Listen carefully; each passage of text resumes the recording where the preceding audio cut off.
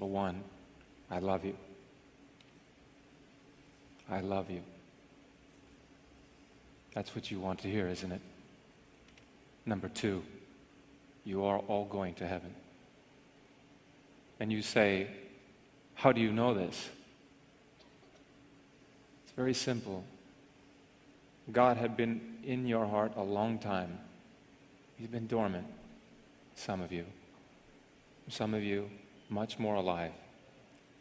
But continually, God is asking for more conversion. Why do you believe? Let me tell you, a man can be a soldier in the military for 20 years and never see one day of combat. But when he's in that foxhole and he's losing his own men, he's on a whole nother level. God is preparing you now for this level. I will tell you how I know that God loves you this much and how I know that you're all going to heaven. Some of you have had abortions. Some men here and women are adulterers. Some have committed murder. Some of you didn't have the abortion, but you paid for it, so you have contributed to this. Many people are a part of this great sin in this country. Over 50 million in the United States alone. 45 million die every year in the world. These are all God's children, and God brings them home. Now He wants to bring you home, now, in this moment. This is a chance for heaven right now. You don't have to wait to die to experience heaven. But when you committed the sin, any of the 10 Commandments, or the sin of abortion, or contributed to it, let me be very clear.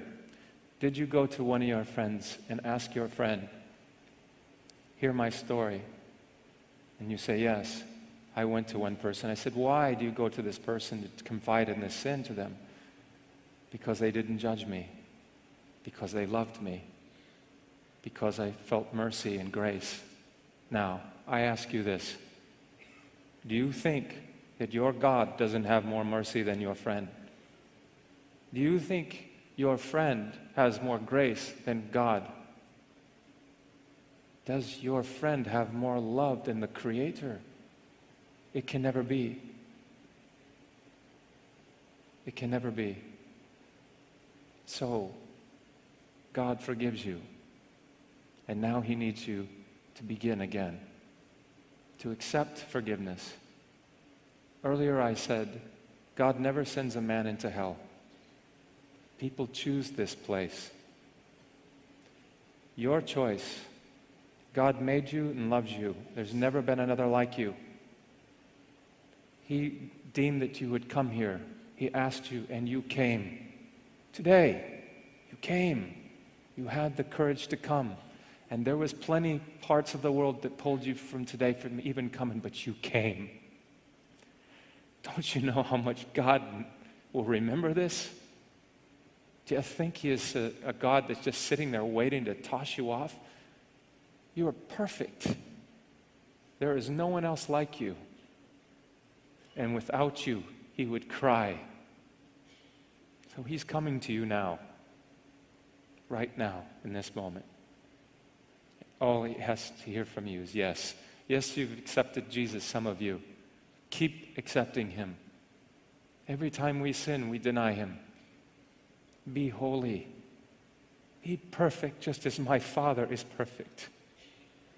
Or in the Passion, Ha'ozina otiabui, kuma bezrati, shamereni meresha tasher tamenu alai, bakakasaya nafshi adonai, bakakistiti, bakab takti, ba kulitekeho henkehel kosi edemini, ken lakis far, lehewe di lakis far, milatil komare hema haki hida, Hita hivo denale dena kokaver diana havef lakom antun.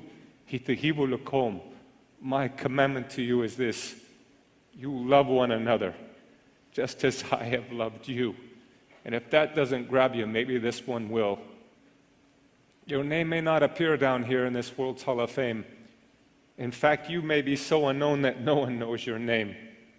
The Oscars and the praise of men may never come your way, but don't forget, God has rewards that He'll hand out someday. This crowd on earth, they will soon forget when you're not at the top. They will cheer like mad until you fall, and then their praise will stop. Not God, He never does forget. And in His Hall of Fame, by just believing on His Son, forever there's your name. I tell you, friend, I wouldn't trade my name, however small. It's written there beyond the stars in that celestial hall. For all the famous names on earth, or the glory that they share, I'd rather be an unknown here and have my name up there. God bless you. Fantastic.